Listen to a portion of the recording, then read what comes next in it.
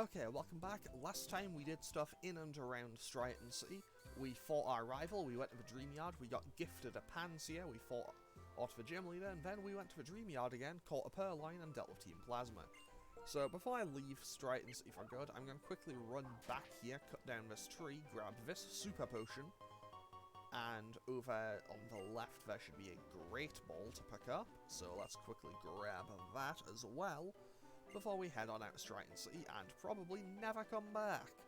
Because honestly we can't even get access to the daycare for a good while, but we'll do stuff in and around Striaton City as and when we need to. I mean, I say that, we will literally never be coming back here. As far as I'm aware. I might come back for an encounter once I get Surf, but other than that, I'll never need to. Okay, so, first things first, I'm going to fight this double battle. These two girls will have a Purloin each. They will be the same level and they'll have the exact same moveset, because of course they do. So hopefully these two Purloins don't just go for sand attack spam to be annoying. I'm not holding my breath, but hopefully they don't go for sand attack spam for the purpose of being annoying. Okay, Oshawott lands the water gun, nearly kills in a single hit. Oshawott dodges the Fury Swipes, Lillipup gets hit, but that's fine, we can bring down one Purloin turn 1, and that means we can probably bring down the other turn 2. Obviously, the crit water gun definitely helped, but I don't think it mattered all that much. And hopefully we can still bring this down without any real issues here. Oshawott's still the fastest thing on the field, which is very nice. Honestly, Lillipup having a slow speed nature, well, a speed reducing nature, definitely isn't exactly ideal. But, well, we're still managing, so we should be okay. Lillipup doesn't go up a level, no one goes up a level, but that's fine. To be totally honest, I'm putting priority on Lillipup right now because I know I have a battle with Cheren very soon, and I know that Lillipup evolves into Herdier at level 16. So basically, he evolves at level 16, and Oshawott will evolve at level 17, so hopefully I'll be able to get both of those by the end of today's episode. So, this lady has a Lillipup and a Munna. So, pretty much, I shouldn't be in any danger from her or any of the kids on this playground when I fight them all. And Lillipup will basically just be doing all the work here, because this should give it fair MNB XP, because trainers are very welcome to fight. And by that I mean, I love fighting trainers in this game, they give a lot more EXP than the wild Pokemon tend to. You know, with the exception of Ordino, because Ordino is genuinely just a blessing for when it comes to actually having to do grinding. But we'll be seeing Ordino at a later time. Munna comes in, it'll have Forewarn to alert it to the fact that we do have Bite, but honestly it won't make any difference, because it can't do anything to stop us from using it. And we get a flinch, so there we go, Bite lands for a second time and knocks out the Munna. And Lillipup will go up to level 15. Very nice, and learn Takedown. I'm going to get rid of Odassleuth because basically it's like, hey, you can hit ghost moves. Hey, you can hit a ghost with normal moves now. Cool, I could also just use Bite, which would be pretty much as effective, if not more so, because it would be super effective. And now, we get to fight these three kids.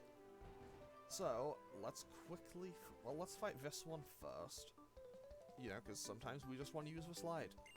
And also, he says take this Hyper Beam, but well, his Pokemon does not have Hyper Beam, he has a Pansage. I don't know what it was about the elemental monkeys in Black and White 1, but I feel like Game Freak must have been incredibly proud of them, because these things are everywhere in Black and White 1. And like, you get given one as a gift, your rivals get one. Sorry, I know Cheren does, I think Bianca also gets one. One of the game's optional super bosses has one. They are in basically every forest area. Like, these things are so frequently all over the place in Gen 5. In Castelia City, you have to fight 3 dancers that have them, and your reward for beating them is you get the Amulet coin. Like, these things are so frequent in Black and White 1, it's kind of ridiculous. Especially considering they aren't even that good. Also, this Panpaw is going to get wiped out by Takedown. I'm not using Takedown as a primary move slot, because it is kind of high risk, high reward. But there we go, there's level 16 on Lillipup, and that is very welcome, because Lillipup will now evolve. Our little dog is, well, our little dog is about to become a slightly larger dog.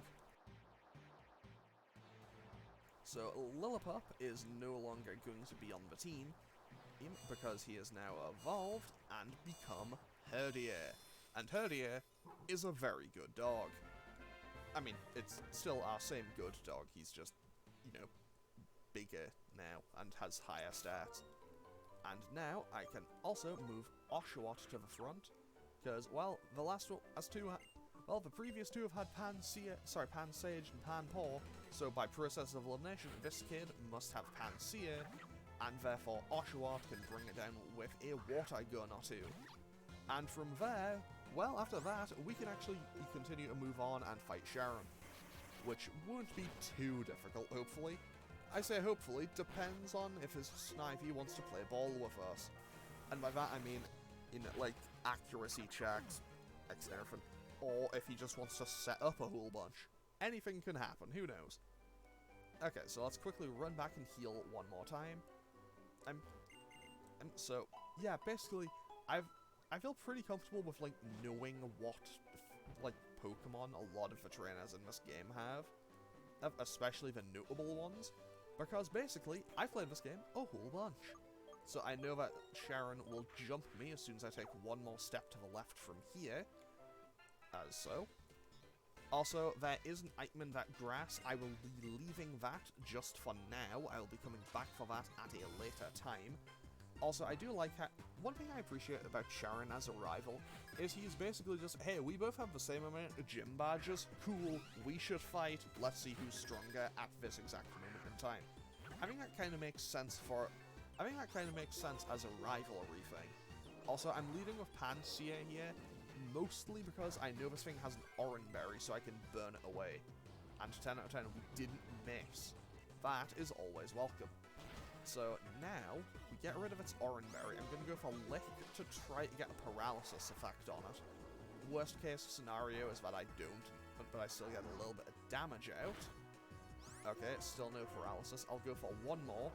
Okay, he's still going for Leaf Tornado, so I'm not too worried. He could be going for Growth, which would be scary, but I do miss one.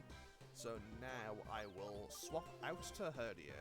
Herdier should be able to just tank Leaf Tornado now, I think.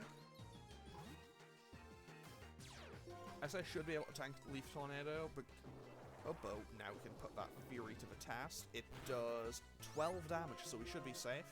So it does outspeed, that isn't exactly ideal, but I can now use Tackle to kind of whittle away its health a little bit, bring it a bit lower.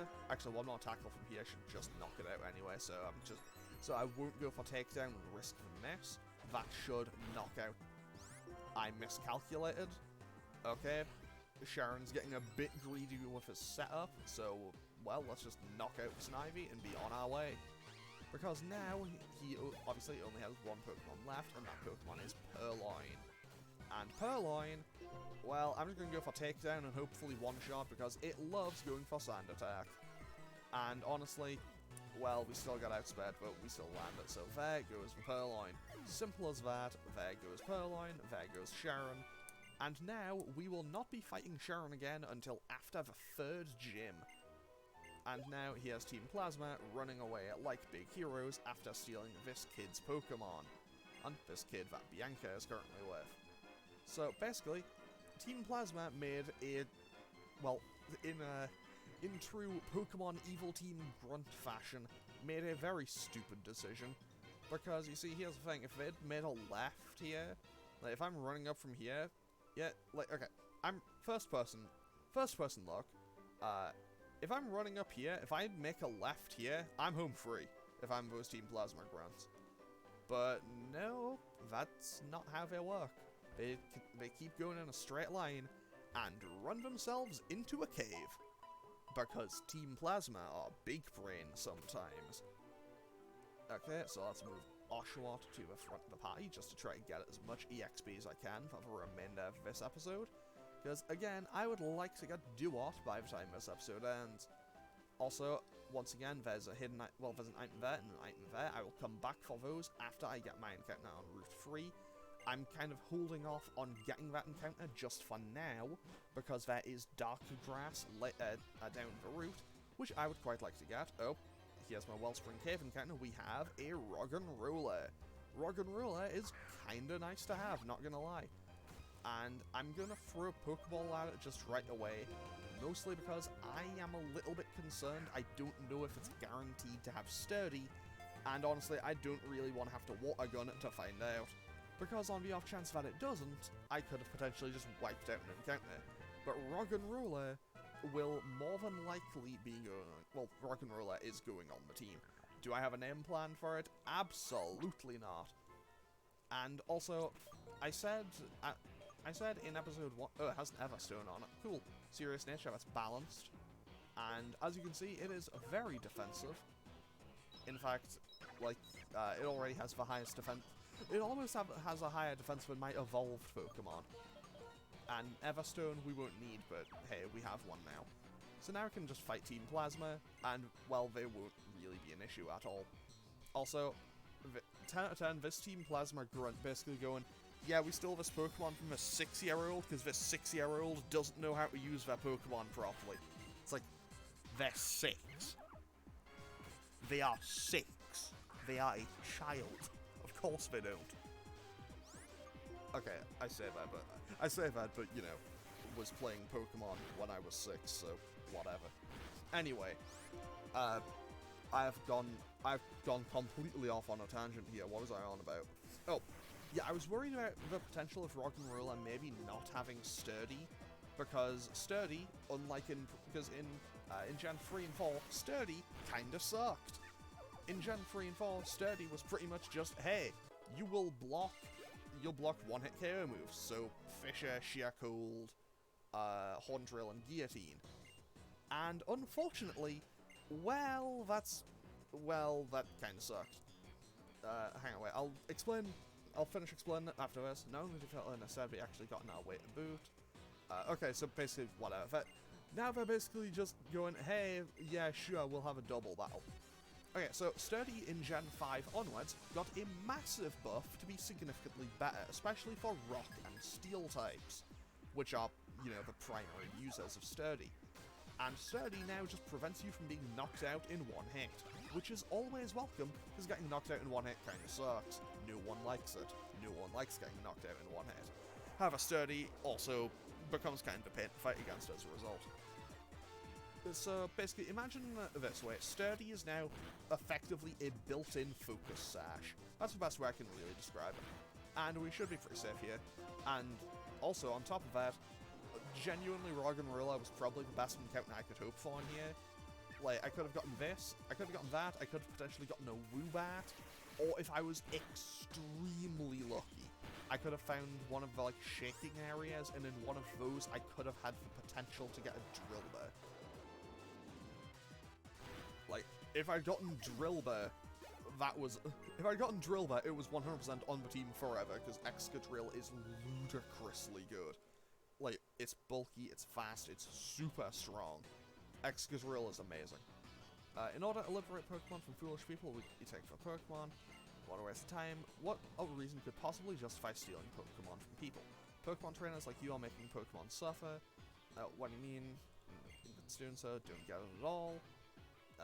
We'll give you the Pokemon back, but be aware of how this Pokemon suffers from being used by people someday. Open your eyes to your own complicity. So yeah, I do like how Cheren pretty much explains this at a understandable level. Trainers bring out for Pokemon strength, the Pokemon believe in their trainers and respond to that. I don't understand what about that makes a Pokemon suffer. Cheren looks at it very kind of just logically, whereas Team Plasma, those ones at least, very much were all in on just like, no, people having Pokemon, bad. It's like, I don't know, like, some people just raise their Pokemon as loving pets. Like, they just really care about them. Like, if I was living in Pokemon World, you absolutely know for certain I would want to have a Growlithe as a pet dog.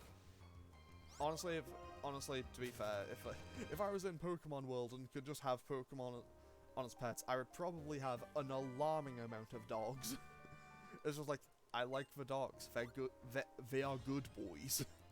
Like, the dog Pokemon are good.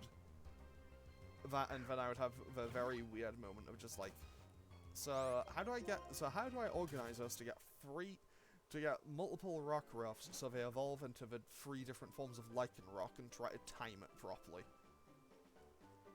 So one thing I will mention when I get to Gen 7, I really like Lycanroc. Okay, so now Bianca basically just thanks us for this, and we also get some heal balls as a gift, which is kinda nice, but at the same time, we don't really need them. Basically, the heal ball, if you injure a Pokemon in battle and then you catch it with the heal ball, it basically just goes back to full health. It's kind of handy, but at the same time, I never really use them. But I remember when I first played Diamond, Pokemon Diamond, I thought those things were amazing. Like, I wanted to catch everything in one of those. And now, here we are, many years later, and I still try to catch absolutely everything in a default Pokeball. Honestly, just to guarantee that I can make it, just to guarantee I make it to the Doubles Grass as a potential Doubles encounter, I'm gonna fight this kid. And this was a mistake, he has a Blitzel. This was absolutely a mistake, he has a Blitzel, that's level 16. So, I'm gonna swap to Herdier immediately, because Blitzel is kind of scary. And also definitely not the Pokemon I want as my encounter. Absolutely not. I totally wouldn't love to get an electric type. Okay, how much does that do? That did 10. I'm absolutely safe here. Go for takedown. But yeah, Blitzel is super good. Like, absolutely adore Blitzel. Like, it's fast, it hits fairly hard, it gets Shockwave right off the bat. Like, it gets Shockwave and Quick Attack super early, so it gets both, a move that won't miss and also priority incredibly early on. And I have made a mistake here. I will now, I'll swap to Pansear and see where this goes. I may have made a mistake fighting this kid. Maybe I should have actually kind of tried to sneak around him. Never mind, he goes for charge. Which, to be fair, which potentially does make this even more scary, because now it means that this next Shockwave is going to... Never mind, I was going to say this next Shockwave will do even more damage to it. Nope. The game is throwing. Sometimes Pokemon AI will just throw. It loves to do that. But now, Pansear gets a bit of EXP. You know, it gets split between all my Pokemon, so that's less ideal, but that's perfectly fine. I will quickly just run back and heal up my Pokemon. I'll probably come back for those 2 items that are over there, just in between episodes. That's because, well, I figure that I could just make the progress now, and not need to worry about it. So, now I can make it all the way down to Doubles Grass. Basically, there is darker patches of grass in this game, in which you can find double battles. Basically, double wild encounters. You still have to knock out one Pokemon. You still need to knock out one to be able to catch the other. And just being in the darker grass doesn't guarantee a doubles encounter, but it makes them possible. So we still only got one. What do we get? We get a Patrat, so that is dupes, so we can run away from this and keep going. So, basically, in here, I can get either Pidove or Blitzel. Obviously, I'm hoping for Blitzel. I'm really hoping for Blitzel. Come on, Blitzel. That's another Patrat, okay. Like, genuinely, I'm kind of worried about this, because Pidove is kind of everywhere, but Blitzel I only get like 1 or 2 shots at in the entire game. And it's a really solid electric type. Okay, that's a double battle. We get Blitzel and Purrloin, perfect. Okay, now I just need to knock out the Purrloin, and we are good to go. I am, however, going to make sure to swap out Oshawott, because Oshawott may be in a little bit of danger otherwise. So let's swap to Pansear, take down this Purrloin, and, well, let's get to work on catching this Blitzel. Because this thing, honestly, this thing could be really good for me. And Blitzel evolves at, I think, level 27, so that'd be, like, right after the 3rd or 4th gym. Well, due to the shifted level caps due to the way I'm playing, I think this, it would be just after the 3rd gym. So I would be able to fight Elisa, Zebstrika for Zebstrika. Because, well, we both have Zebstrika for that fight. Assuming, obviously, obviously working on the assumption that I'm still alive with it by then. Like, if it's still alive. Also, I probably shouldn't have gone for that, because I don't think I could... I'm pretty sure I can't paralyze an electric type. I think that got added in Gen 4. Never mind. Of course, it had a cherry berry on it to cure the paralysis. The game is ahead of itself. Well, the game is one step ahead of me on that. So now we throw the ball at Blitzel, and this thing may prove to be a bit on the tough side to catch, but you know what? I think it'll be worth it. Okay, I'm gonna go for one more lick and one more leer, just to be certain, because obviously Herdia can't hit this thing. If Herdia hits this thing, it is dead. So, we land that, we leer again, to do no damage, but that's fine. Of course, we aren't lucky enough to get the paralysis twice in a row, and now let's just throw another ball, and hopefully grab this Blitzel. Because this thing is, well, it's a big pickup if I can catch it. Okay, you know what? I'll throw one more regular ball, and then I'll start throwing the great balls I have at it. Because this thing is a huge deal. I would really like to get the Blitzel. 1, 2, 3, click. There we go. We now have a Blitzel. And I don't have a name for it. But still, that is a very nice pickup. Okay, so let's have a quick look at our newly acquired Blitzel. When we get to the next town over, which shouldn't take too long, actually. I can come back for the rest of this stuff, I think. Yeah, I can just come back for the rest of this. Like, I can come back for these items in between episodes if I need to, because we do have a couple of other little things I would like to do. Ooh, because, actually, would I be able to do this next fight? I think I could, but it might be dangerous. Because, in the next town over, we don't fight Cheren again, we don't fight Bianca, but we do have a second encounter against N. Actually, what I should be doing right now is fighting these kids to try to get Oshawott to evolve. That would actually be the play. So I should actually do that right now.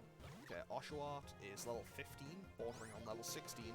So honestly, we might be able to get pretty close to it from just fighting this guy. And looking at that amount of damage, 3 water guns should probably finish it off. Like, 3 water guns should probably do the trick. Never mind, the second one critted. And this should bring us up to 16. And getting... Okay, 10 out of 10, Rog and Roller comes in. It shouldn't have Rock Blast yet, so I think I'm pretty okay.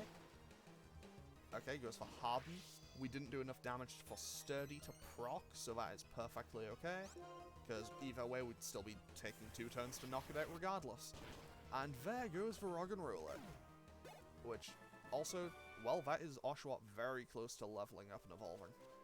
So I thought I was one step ahead of where I was, but that's fine. We can just run away. We can just run away, quote, run away like a big hero. So let's just quickly run over here, talk to this kid.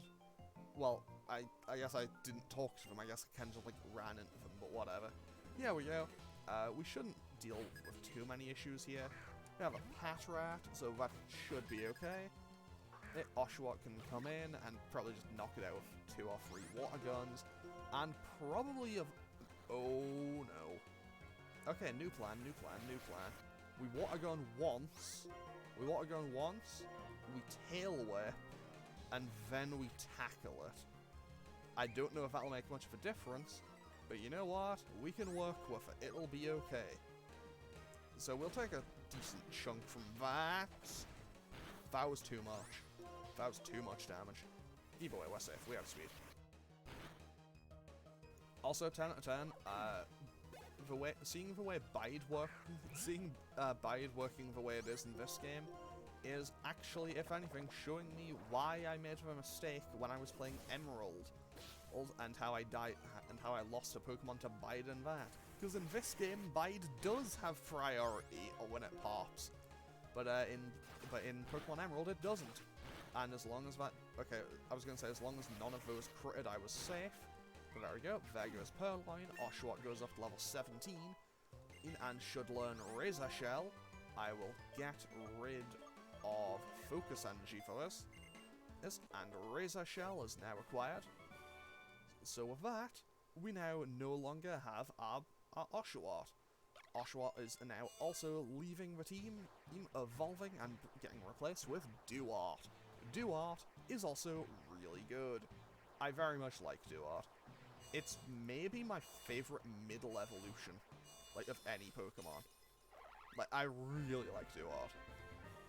Like, I know that a lot of people really like Grovyle. I'll be honest, I never liked Grovyle all that much. And yes, I know what you're going to say, but Pokemon Mystery Dungeon. I've played that game. I just don't like Grovyle very much. Also, I specifically moved Roggenrola out front here because I knew this would more than likely be an Ordino. And well, I figured I'm gonna have to do some grinding and catch Roggenrola up anyway, so I might as well just, you know, get a bit of... So I might as well just, you know, try to get as much of a chunk of EXP on it when I can. And also, I'm immediately realizing that, oh no, I do no damage, and it's going for Growl. Like, this thing isn't gonna cause... It's not gonna kill anything, but it's gonna cause a hassle. I can tell you that for certain. On the plus side, it's not gonna do damage, really, so I'm not concerned about it, but it's gonna be a bit of an annoyance to bring down, and of course I have Norenberry. Okay, you know what? Default plan. Plan B, Herdier. Plan B, Herdier, take this thing down. Just one-shot it. Or at least do a ton of damage. Because Herdier can kinda hit pretty hard. Okay, I know that it's at -1, and I know that Ordino isn't exactly the strongest Pokemon in the world, but that was literally hitting for 1 damage. Okay, now we can just bite and bring it down. I should have just gone for takedown. Like I said I was going to when I tagged it in, but I ended up not going for it, but whatever, we win anyway. Herdier levels up, Roggenrola levels up, and with that, we can keep going. I'll come back for the items in between episodes, because I'll also be doing training in between episodes. It's because, well, you know, I have new Pokemon to add to the team and everything. So, let's see here.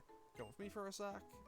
So, Cheren will basically point us around the town here real quick, and then he will also give us some Pecha berries. Sorry, some Chasto berries. Wait, does he also give us Chasto? Okay, no, he doesn't. I'm sure someone gives us a Pecha berry at some point.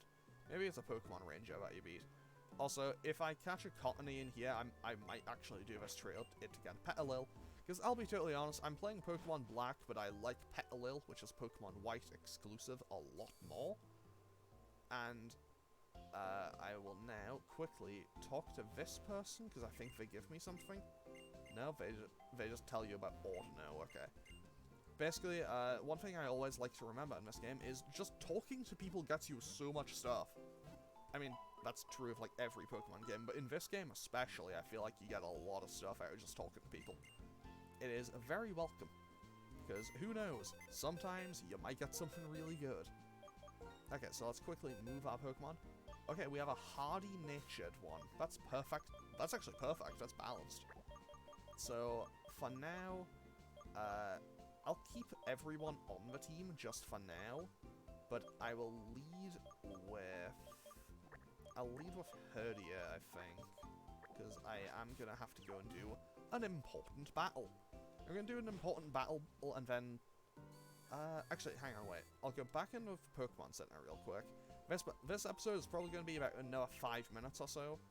So let's quickly just grab 10 more Pokeballs and quickly make our way over towards Pinwheel Forest. Is what I would say if... Wait, no. Is what I would say if I wasn't doing something else first. This sells X items, I think. Yeah, so we don't need to be in here. It's the next one over. Where this person will give us an item depending on which starter we picked. So we chose Oshawott, they will give us the Mystic Water. If we had Tepig, they would give us the Charcoal, and if we had a Snivy, they would have given us the Miracle Seed. But we also get access to the Miracle Seed in the Pinwheel Forest itself, so that isn't too helpful. So now, obviously, Duart is now going to just hold that, and we should be safe. So now, I am going to just approach the museum, because we have another battle with N, who again I'm going to try to say all of his lines as fast as I possibly can. I want to see the things no one can see, the ideals of Pokemon inside Pokeballs, the truths of how trainers should be, and future where Pokemon have become perfect. Do you feel the same? Yes. That's so? I think my friends and I should test you to see if you can see this future too. And so, now we have to fight N again.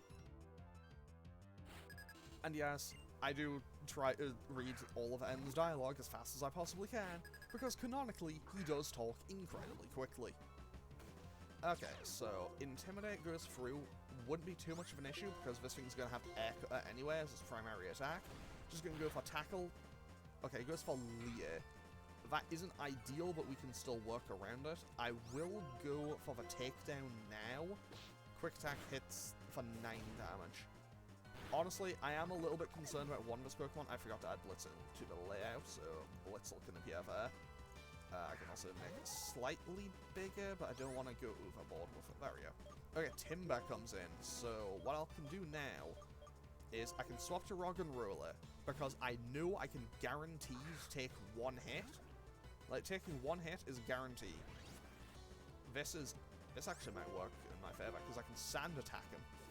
Okay, this is working even better for me now, because he missed his attack, so I can get another Sand Attack out guaranteed.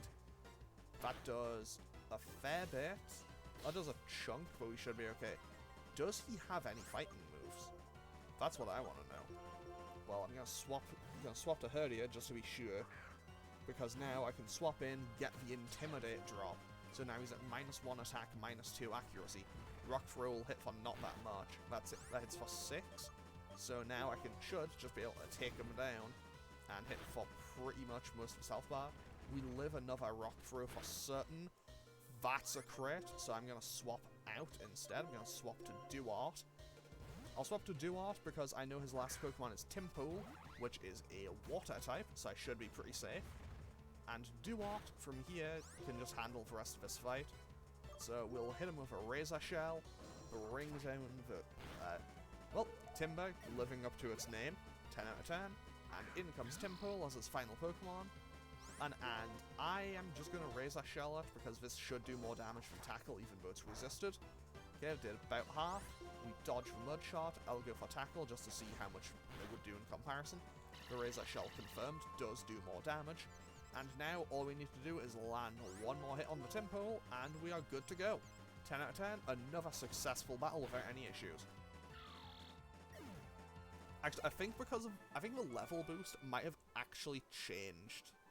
I think the level boost might have actually made it so his, whatchamacallit, his Timber didn't have any fighting moves.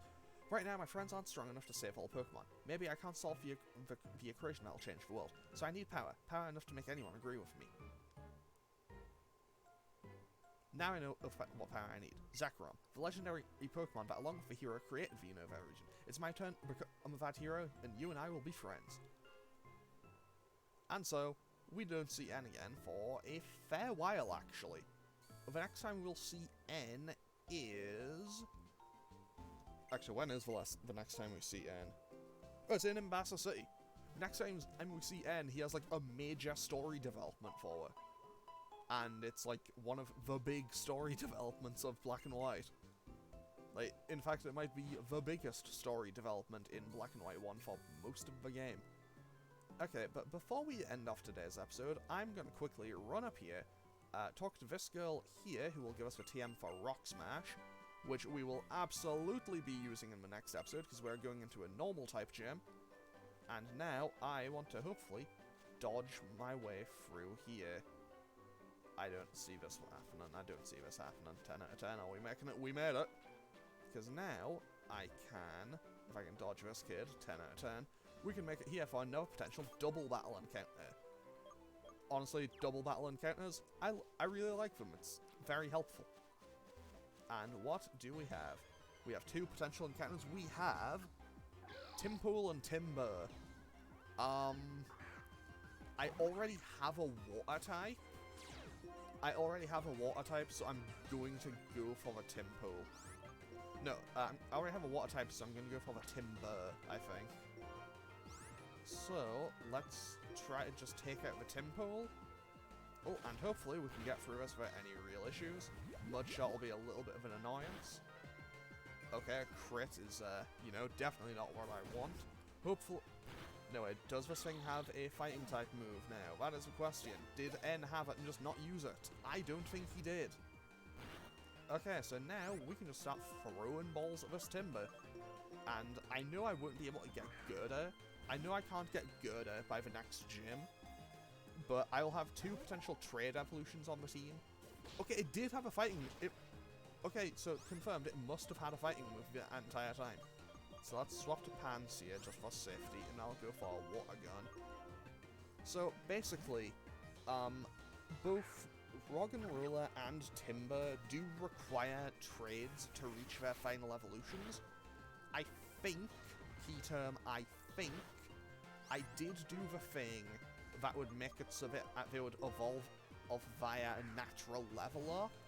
I think it would do that around about level 40, but just on the off chance, if I get to, let's say, after the 6th gym, and they don't evolve, then I'll allow them to.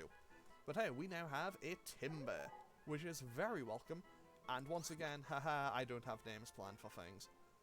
So let's quickly just head back to... Okay, what else could I have had? Okay, so out here I could have found Timpole, I could have found Timber, I could have found Pit Dove. The really rare encounter would have been Sulk. And in a Shaking Grass encounter, I could have potentially found a Throw. Like, honestly, Sulk and Throw are bizarre Pokemon. And also, I cannot run away from this Timpole, but I assume that I can only assume that this is a result of the negative speed nature. But hopefully I can just dodge my way around everyone here to get back to town real fast.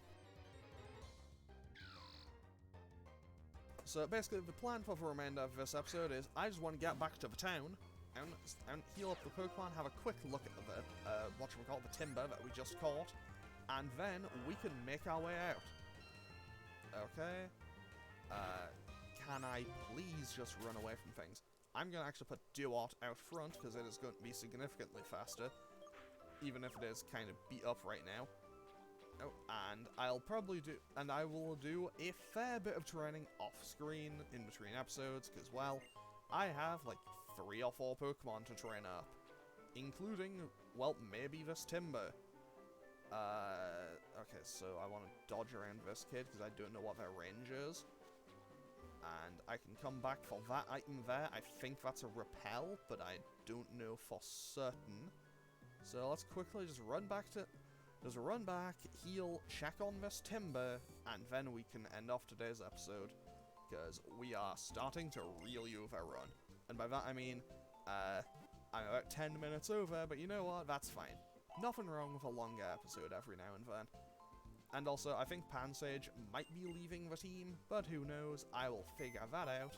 Like, that is a thing for future me to figure out. So we now have a Brave Timber. Not exactly ideal, but then again, at the same time, he is already incredibly slow, so it's not really going to make that much of a difference. So, what I'm going to do now is save and end off today's episode, because, well, today we did a lot of stuff. We made our way all the way down, we made our way out of Striaton City, 14 Plasma, fought Cheren again, got Herdier, got Duart, caught Blitzel, caught Roggenrola, battled N again. We did a fair bit of stuff today, but I'm going to end off today's episodes here, so feel free to leave a comment or click any of the buttons below if you feel so inclined.